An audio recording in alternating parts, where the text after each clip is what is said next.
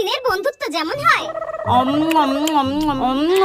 খাবারটা কিন্তু খুব ভালো বল।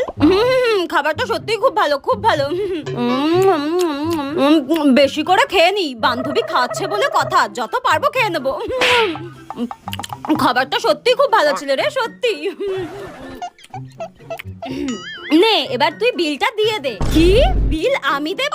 তুই কি পাগল হয়ে গেছিস? হ্যাঁ, তো কি আমি বিল দেব নাকি? আমি কোনো বিল টিল দিতে পারবো না। আর তার থেকে বড় কথা, তুই তো আমার থেকে বেশি খেয়েছিস, তাহলে তুই বিল দিবি। তো আমি বেশি খেয়েছি তো কি হয়েছে? আগের দিন তো তুই পুরো 5,000 টাকার বিল করেছিস, আমি দিয়েছিলাম। আর আজকে তো তোর খাওয়ানোর কথা ছিল।